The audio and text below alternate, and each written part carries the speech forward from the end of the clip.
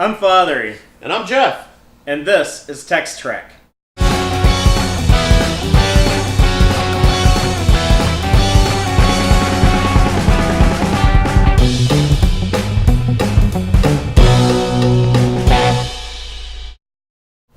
Okay, as you can see, Dave is not here. He is on an away mission. And he was wearing a red shirt when he beamed away, so maybe he'll be back next week to talk about the next Discovery episode.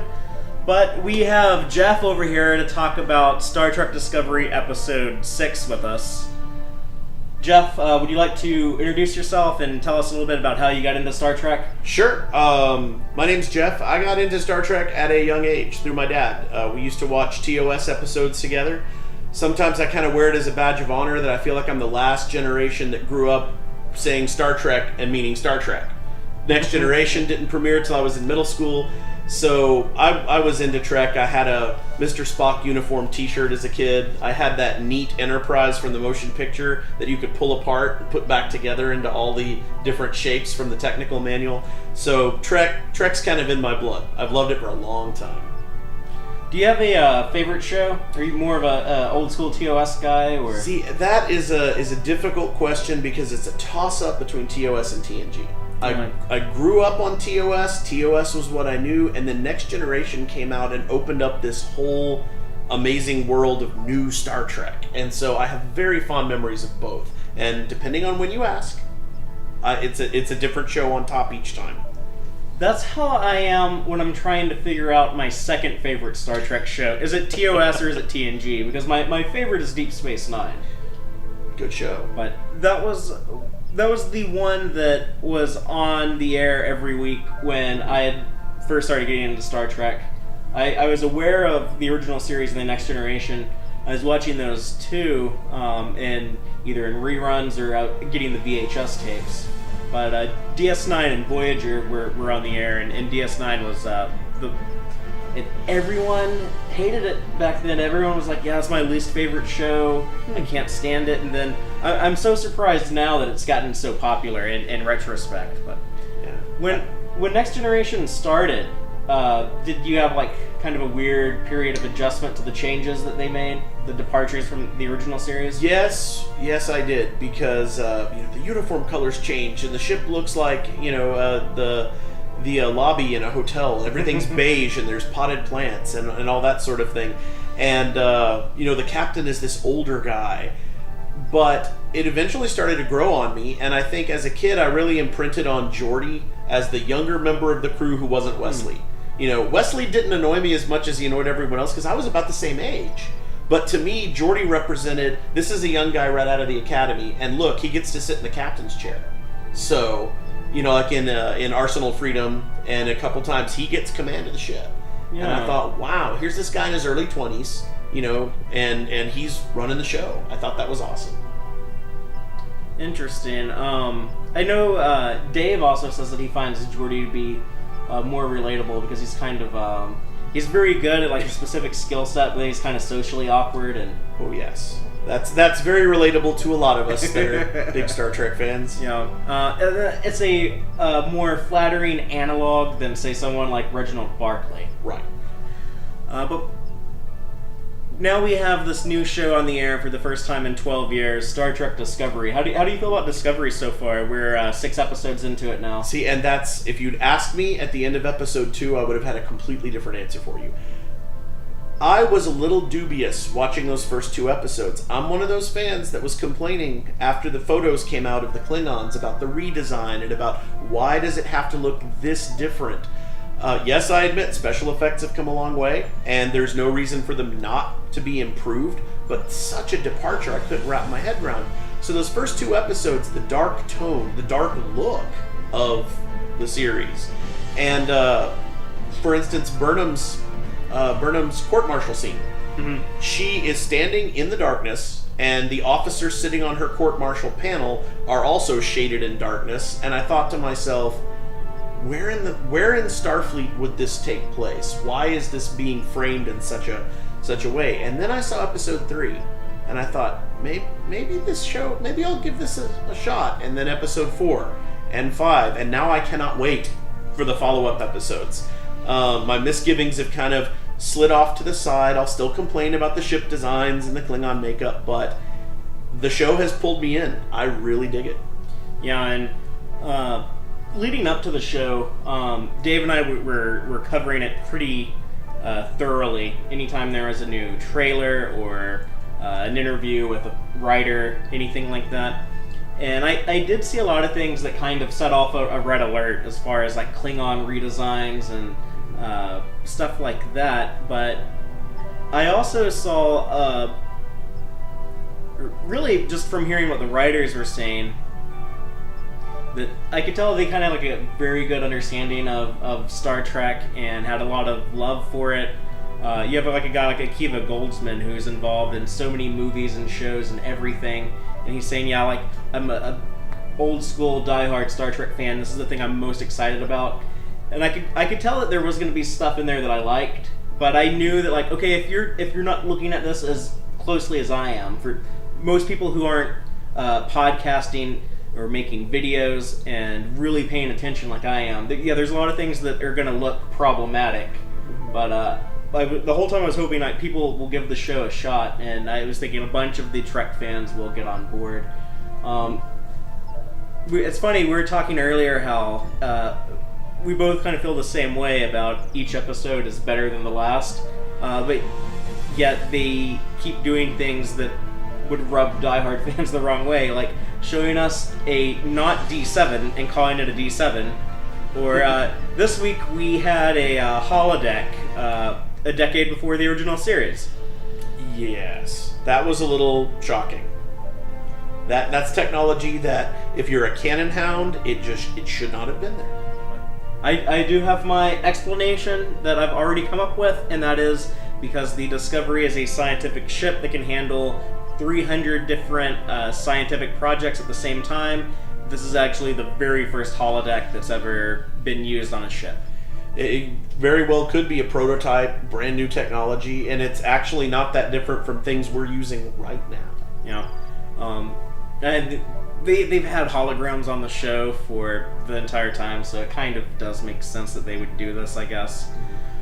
But the episode titled... what was the name of this episode? Lethe, or Lethe, the river that makes you forget in Greek mythology afterlife. So the episode, we start off with, we see Sarek going onto a diplomatic mission, but he runs into some trouble. His ship is sabotaged by a Vulcan radical who is really into logic, and it kind of reminded me of some of the way Vulcans were depicted in Enterprise. You still have some of that anti-human, super radical, pro-logic type of sentiments in Vulcan society. And not Commander anymore, Michael Burnham, without a rank on the Discovery, she feels his distress. We learn more about their special mind meld connection they have. Discovery has to go rescue Sarek. Yeah, and what I found was interesting about that was this Vulcan extremist. When we go back to Enterprise in the 4th season and we really get to know the Vulcans in that story arc, the Sirenites, the ones that are dedicated to true logic, they are the extremists in that plot arc, and they become the Vulcans we know and love, and which explains the duplicitous Vulcans from the early seasons of Enterprise. And here we're seeing an even more fundamentalist version of Vulcans sticking to logic. So once the Sirenites were in power, apparently we got super Sirenites, or some, they take, you guys aren't serious enough about logic. Let us show you how you're supposed to be serious about logic.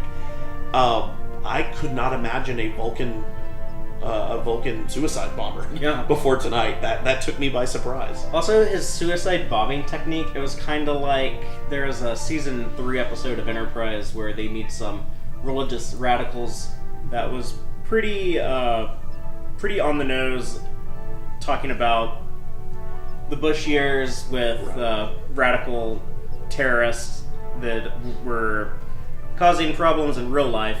But we do see a suicide bomber on the NX-01 Enterprise. It kind of reminded me of how it was like an organic thing. There was a Kazon on Voyager that did that also. But we also got to see some cool Vulcan ships, some cool Vulcan architecture Yes. on the planet. It looked a little too green screen CGI-ish at times, but there were other planets that you could see in the sky, like in the motion picture. It's true. And one of the things I liked about the design of the Vulcan warp shuttle that Sarek was on was that it had an almost complete warp ring, which was the design we saw a lot in Enterprise. Yeah. So even though, I complain a lot about the Klingon ship designs, at least the Vulcan ship is paying homage to its lineage from Enterprise. Yeah, there's some visual continuity with the Vulcan designs. And we learn more about Michael Burnham's backstory and her time on Vulcan. We learned that the attack that we have seen flashbacks to, where she was injured with an explosion at the Vulcan Learning Center as a child, that was actually caused by some of these terrorist Vulcans that are the logic extremists. And we get a little bit of explanation on how Sarek revived her with that mind meld, which it kind of always felt like he was essentially like giving part of his life energy to save her. And so she was actually just like medically dead for like 3 minutes, and he was able to resuscitate her with his Katra. Which is a fascinating concept. We see all kinds of psychic abilities from various races in Star Trek, and the Vulcans being the ones rooted in logic, one would think they almost wouldn't believe in such a thing, and yet they're the ones capable of doing it. We see the Katra do all sorts of things in Search for Spock and Wrath of Khan that defy logic. Yeah, But, and the idea of Katras has always kind of felt a little weird to me, because you are getting into like metaphysical or spirituality in Star Trek. Like, is it a soul? Like, is this like the soul collector guys from B5? Yeah, would they on 5. would they go after like a Vulcan's Katra?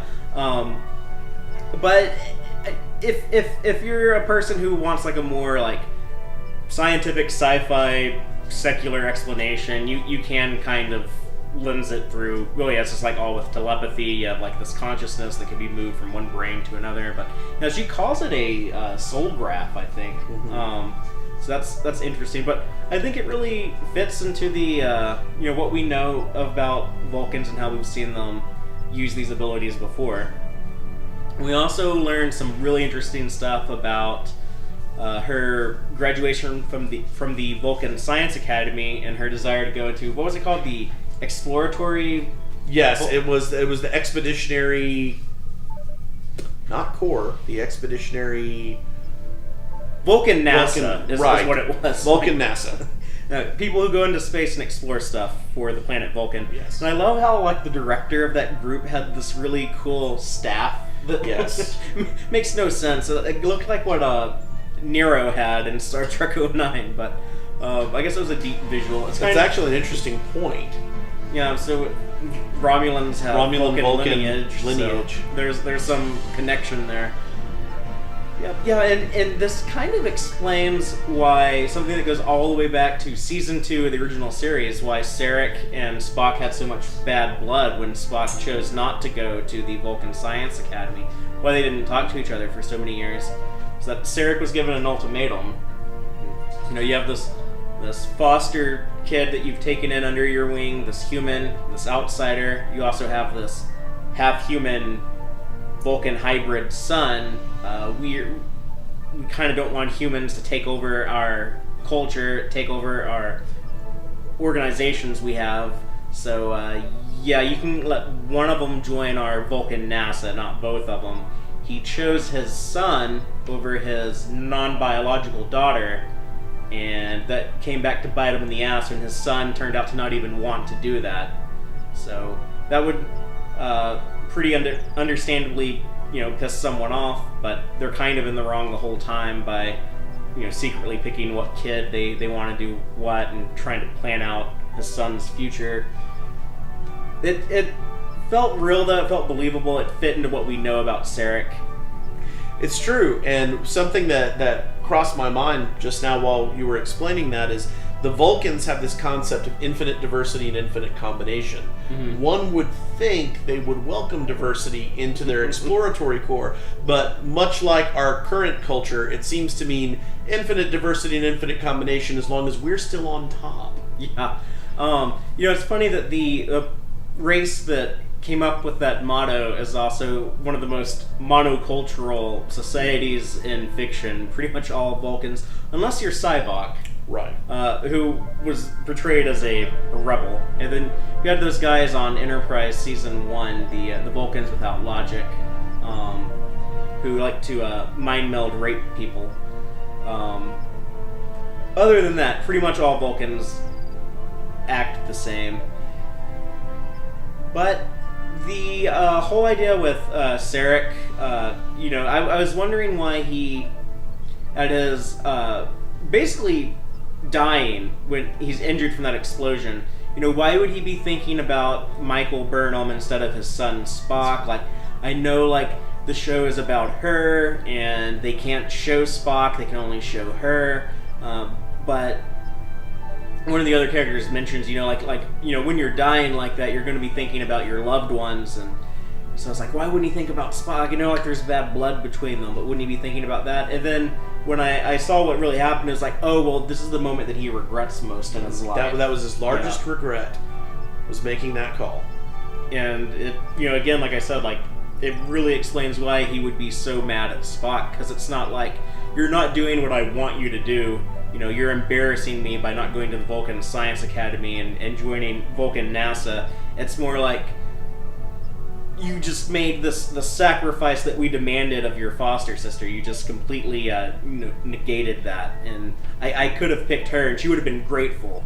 She would have loved this opportunity. But I chose you, and you're just going to throw it away. And of course, with Sarek's stoicism, he would never have mentioned any of that to Spock. Yeah, and I can already see some people complaining about, like, why did we never hear this before or have it explained or anything like that? And, I've brought this up before, but in keeping in tradition, Vulcans, or at least this Vulcan family, they don't talk about stuff. Spock had a fiance or a wife or whatever T'Pring was that nobody knew about on the Enterprise. Nobody knew his dad was the famous Vulcan ambassador. Nobody knew he had this half-brother named Sybok. He doesn't talk about his family. And I really like James Frain's performance as Sarek in this episode. It's really hard to follow Mark Leonard. It's true. But there were a couple moments here where I thought just like his face, the way like he's acting with his eyes, that I was like, man, I don't know if it was intentional or if it's just a coincidence, but it felt very Mark Leonard-ish. And I'm sure that the actor James Frain, I'm sure that he's gone and watched Journey to Babel. He's watched The Search for Spock and studied Mark Leonard. And I think it was a very worthy performance. This Sarek is very much growing on me. I think my initial reaction to the character in the first episode was a little tentative, because wait, what is Sarek even doing in this? How is this going to work into continuity? But like you pointed out, these Vulcans, especially Ambassador Sarek's family, don't volunteer any information that is not pertinent to the current situation. So why would he mention these other family members when they're not relevant to what's going on? Yeah, no, like, they would never talk about this. We would only know it if they made a prequel show and showed it to us. Like they're doing. Just one other thing to talk about. Last week we ended on a kind of a weird Twilight Zone-ish cliffhanger almost type ending where we have the character Lieutenant Stamets staring at himself in the mirror, walking away from the mirror. There's a delay, and then his reflection turns around and walks away. There's been a lot of mirror references in the show. We have people reading the book Through the Looking Glass. We have, in the first episode, the Klingon Tekuvma tells the Klingon Cole, your deformed white skin, I see that as a mirror. I see myself reflected into it. We have an episode that opens with Michael Burnham trying on a uniform and looking at it in the mirror, in a holographic mirror. So, Jeff, what do you know about mirrors and Star Trek? Is there any connection there? Well, there have been several connections dating all the way back to the original series 50 years ago with the episode Mirror, Mirror. Yep. Everybody likes to bring up bearded Spock is evil. If you put a beard on someone, that makes them evil. Yeah, it's iconic. It is. And so we have also had Mirror Universe episodes. You could count yesterday's Enterprise-ish, but that's not the Mirror Universe. It's simply an alternate timeline. In Deep Space Nine, we got the Mirror Universe with Kira as the intendant over the station. And then in Enterprise, we had Through a Mirror Darkly, which was excellent. I think there's been 9, if I'm remembering correctly, there's been 9 Mirror Universe episodes. 9 Mirror episodes with the bulk of them being from Deep Space Nine. And also a very cool Mirror Universe comic that's out right now, where you get to see the Mirror Universe version of the Next Generation characters. And we see Lieutenant Stamets again in this episode, and he's a little bit different than how he's not the the prickly asshole that he's always been. He's kind of a chilled out hippie. That's very true. Just his mannerisms, some of the phraseology he uses. He makes drug references several times. Yeah, he talks about doing speed. He uses the adjective groovy. Mm-hmm. So, do you think this is a Mirror Universe infiltrator? If it's not a Mirror Universe Stamets, which I think would be a really interesting twist, if the Stamets we saw in the mirror was our Stamets and the Stamets we got was the mirror Stamets, either that or his exposure to the Spore network has done something to him on a fundamental level. I mean, he's obviously not in the same constant mood we saw him in before. He's not quite so prickly. When someone suggests an idea that isn't his, he readily goes for it. This is not the same character. So something has changed. Yeah. Is he a different Stamets? I don't know. And Lorca even points that out. He says, you seem to be in a much better mood than typically are. Basically saying, most of the time when I come down here to engineering, you and I get in an argument and we yell at each other. And now you're being very chill. What's up with that? And he mentions, my trip down the Mycelium Highway mellowed me out, man. It was groovy. Yeah. So, I'm curious how... We know that the show is headed towards the Mirror Universe. That's Jonathan Frakes, who has directed an episode. He let the cat out of the bag at a convention appearance recently, and Alex Kurtzman has gone on record and kind of confirmed that. I'm curious how they're going to do it, though.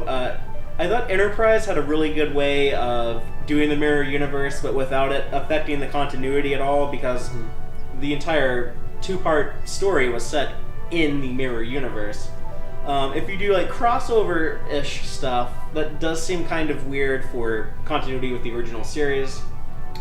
And it will be interesting to see. You know, there's a lot of love for the original series and the crew and cast, because you mentioned yourself to me earlier the little details, the tribble on Lorca's desk, the flag from the Star Trek technical manual, those things. So maybe they're looking at the Mirror Universe as let's do another tip of the hat to the original series. We've changed a lot, but let's go back and look at something familiar.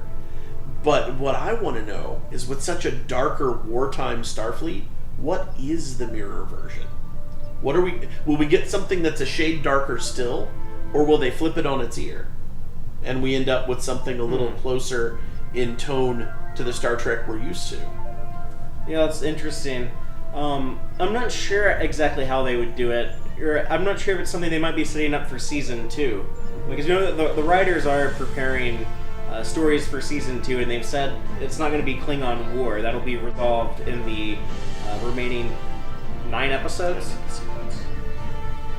I do think that they have a cool opportunity to bring back a lot of the characters they've killed off, though. I think we could see evil Mirror Universe Captain Philippa Georgiou, and we can also see Mirror Universe Commander Landry, who, instead of being a dickhead, would be a really nice, sweet character. And something that made me wonder about that is in IMDb, unless they've changed it over the last few days, Rika Sharma was listed as having been in 15 episodes rather than 2. Yeah. So perhaps there's still a few episodes with Commander Landry we've yet to see. Yeah, but IMDb is typically very accurate with anything that has already come out, been released. And it's been out for a couple of months. We know everything about it. As far as things that are still in development, or things that are currently on the air but we haven't seen all of it, they can make some pretty big mistakes. But one theory I've seen online is that Captain Lorca is such an atypical captain, whereas most Federation captains are the very, idealistic, great representation of the Roddenberry idea of humanity in the future. What if Lorca is an infiltrator from the mirror universe? I don't know if we'll actually see that, but I'd be curious what, if this isn't the Lorca from the normal universe. They could do a thing where they set him up to be eventually turned to the villain of the show. It's true. They could kill him off and then keep Jason Isaacs on the show by having the true Lorca come in. Or maybe this is the true Lorca and the Mirror Universe guy is going to replace him in the next season. I don't know. What do you think about Lorca in this episode, though? I had a grudging, respect for Lorca up till this point, thinking, yes, this is the kind of captain that makes the hard decisions and does the things that need to be done in wartime. But while I am still in Lorca's corner, and I think, yes, he's continuing to do what needs to be done to win the war, that one particular decision that he makes in suggesting a replacement for Sarek, that seemed ridiculously self-serving. Like, I think Lorca knew that was a one-way trip. Yeah, so just to elaborate on what we're talking about here, in case you don't remember, the Admiral character that we've been seeing on the show a lot, Admiral Katrina Cornwall, actually pays Discovery a visit. We find out more about her friendship with Lorca. It appears to be a friendship with benefits. Yes. They have a night of intimacy together, and they have a falling out where she realizes, you act like you have your shit together, but you're a broken, unstable, dangerous man. And he freaks out. We've never seen Lorca so vulnerable before, but he's scared that his superior is going to take his command away from him, and he's on the verge of tears. He's like, no, don't take my ship. She's all I got. And she has that line where I can't tell if this is actually you being genuine or if you're trying to deceive me. But yeah, he sends her on the mission that Sarek was going to go on to, where he's going to go talk to 2 Klingon houses that are supposedly kicked off of the ruling body of the Klingon Empire, and they're trying to find a way to end the war because they want to get rid of the Klingon Cole, who's currently running the show. Sarek can't go. Lorca comes up with the idea for Admiral Cornwall to go, and it's a dirty Klingon trick where her escorts are killed, her alien hosts are killed, and she is taken prisoner. Felt like something Romulans would do, or 23rd century Klingons, from what we know from the original series. They were much more treacherous, so they're definitely going in that TOS style type of approach with the Klingons. But yeah, so you think that Lorca intentionally sent her on this one-way trip? I think to maintain his command. I think so. I think so, because this was Lorca's Cisco moment from In the Pale Moonlight. He knew what needed to be done. He thinks he's the man to save the Federation, as long as he's in command of Discovery. Regardless of their prior relationship, Admiral Cornwell was going to take Discovery away from him. And I believe he talked her into going on that mission, knowing she wouldn't return, which presents a very much darker captain than we've ever seen before on Star Trek. Yeah. One other thing, though, is that we don't know exactly what happened to him when he was captured and taken prisoner. We did see the Klingon L'Rell torturing him with bright lights on his sensitive eyes. We didn't see too much of that scene. I'm wondering if he's been programmed as a sleeper agent or something, and maybe there is some manipulation from the Klingons that they used to get him to send that admiral. And then they end up with a high valuable prisoner. Someone with plenty of knowledge of Starfleet's tactics and defenses. But you notice the thing that sent him over the edge was when she reached out and touched the scars. Now, are those scars from his captivity with the Klingons? Were those fresh scars? or were those older scars? Yeah, see, that's what I was thinking that they were probably fresh, but we didn't like see him. The only torture we saw in that episode was when they were shining lights in his eyes, basically, because he has that photosensitivity, I believe they called it. Yes, and that's why he keeps the lights so low in his office. And it works on a metaphorical level where he's always in the dark. We also know that he's willing to sacrifice people, though, if he thinks he's in the right, because he destroyed his ship and his entire crew. We know that that's actually how he received that injury, was he watched his previous command, the USS Buran, and named after the Soviet space shuttle. He watched it explode, the entire crew killed, and he escaped. I'm really curious how he pulled that off.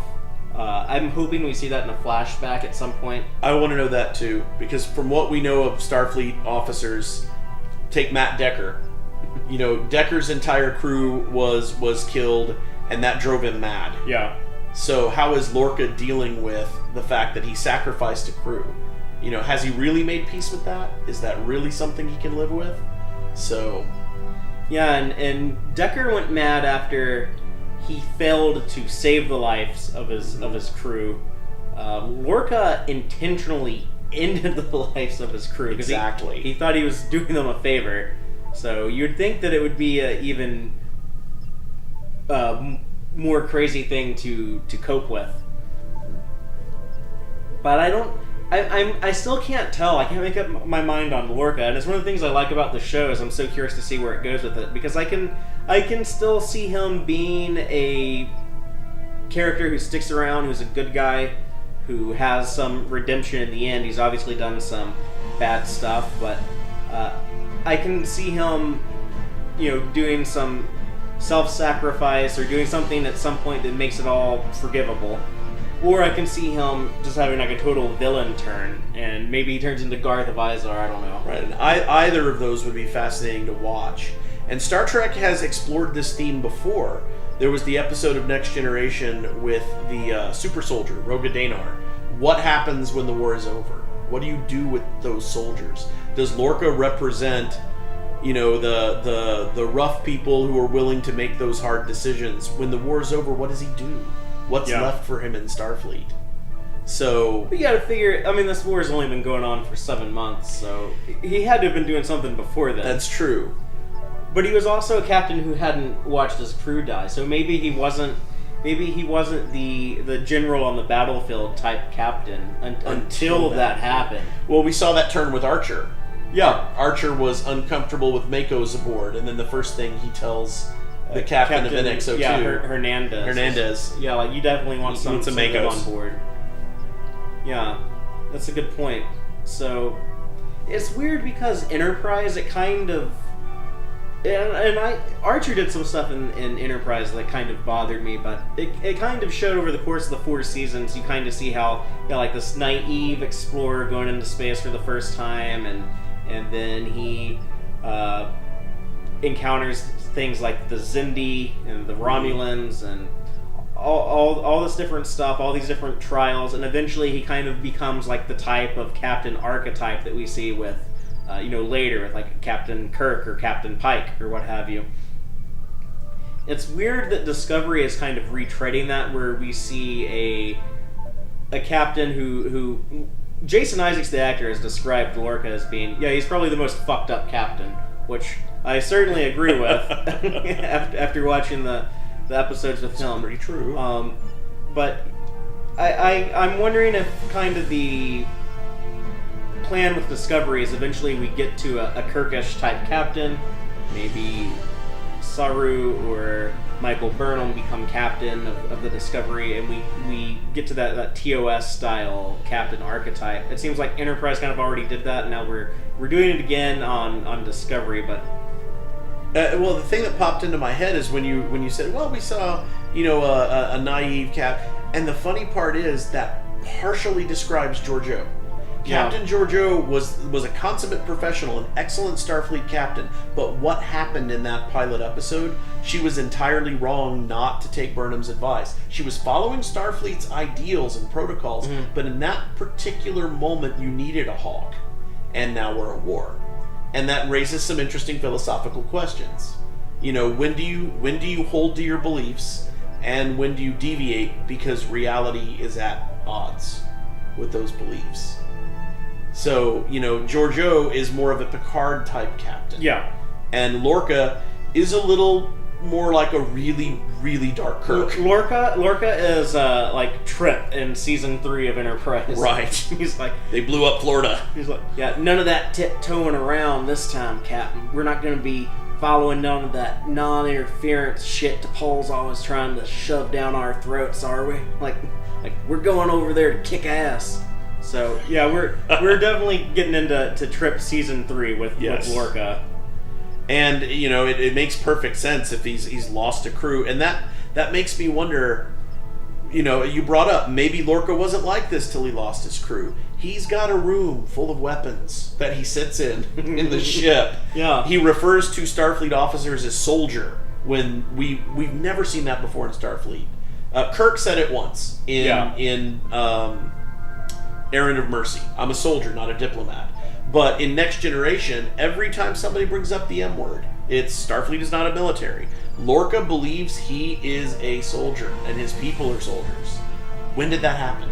Is that, like you pointed out, since Buran? Or has Lorca always been sort of a hawk among doves? And one thing that we found out tonight about the show, which I've kind of suspected about the way it's structured and the way the season 1 story is structured, is that things will be explained.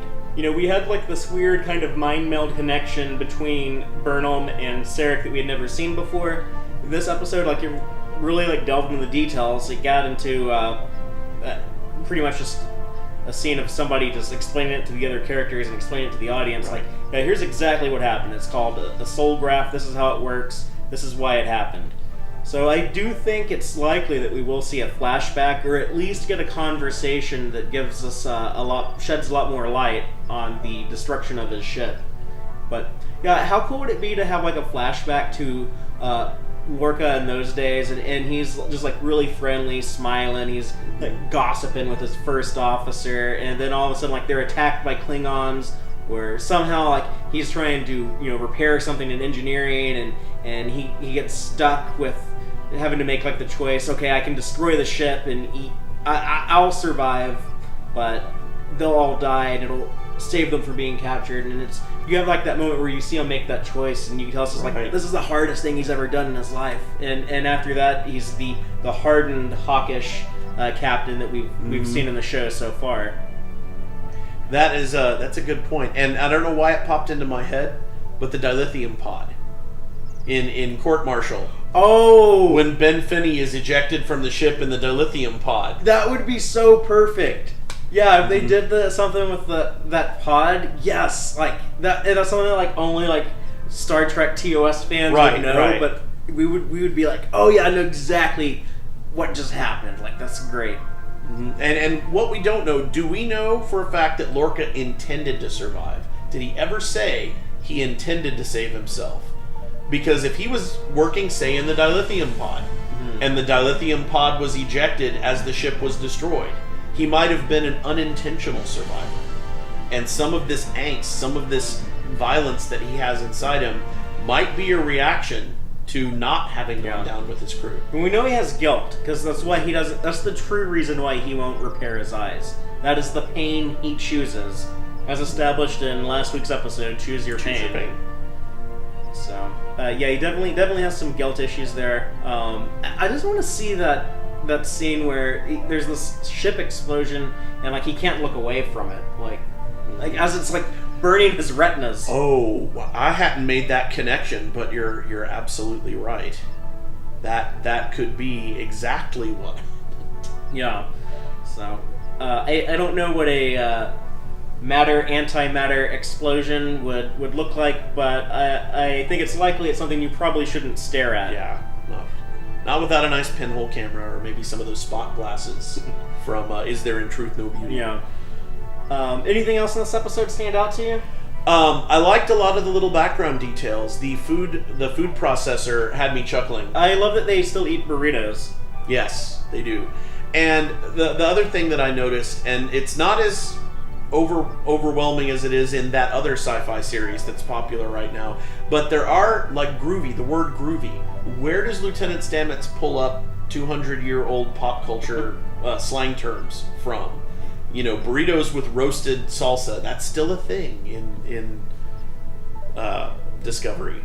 It's interesting. You would think if the word groovy ever showed up in Star Trek, it would have been in The Way to Eden. Yes. Hey, brother. But, no, everyone on the Discovery is a, what do they call them? If you're a square? Yeah, Herbert. Herbert, yeah. Herbert. This is a ship full of Herberts. Herbert. So, except for Stamets. Yes. And see, that's what's interesting. With this heel face turn with Stamets, it's probably something to do with the spores that we discussed earlier, but also remember You're saying he's high on mushrooms. Exactly. Stamets' big thing, the thing that just got his goat when you first met him, was that he was a scientist on a military ship being asked to do military missions. Now that he's kind of mellowed out a little bit, Burnham brings him something that's not a military mission. Let's go save Sarek. Groovy. Let's save Sarek. You know, what do you mean you can hook up to his brain, man? That's groovy. Yeah. You know, he's not like how he's been in previous episodes where he's like, are you trying to show us how smart you are? What are you doing with your mouth? That's weird. Like, he's not being like the total jerk. Exactly. Yeah. He's just sort of abiding. But he does seem like, what we know of how this alternate universe, the mirror universe, works, he does seem like he could be the Stamets counterpart. Very much could be. He seems like, if he was like this like cool, like groovy hippie type guy, he could have been trying to escape the tyranny of the Terran Empire. That's very true. And so the first thing he says in last week's episode, if I'm right, when he wakes up, is he says, like, you know, did it work? And then he starts laughing maniacally. So that's a great point too. One of those little things that in hindsight will make perfect sense once the reveal happens. You know, it's weird that we have a Star Trek show that is so heavily serialized, even though, like, I know Enterprise and DS9 dip their toes into that. But we have a Star Trek show in the age of things like podcasting, where people can talk about the episodes each and every week with the entire world.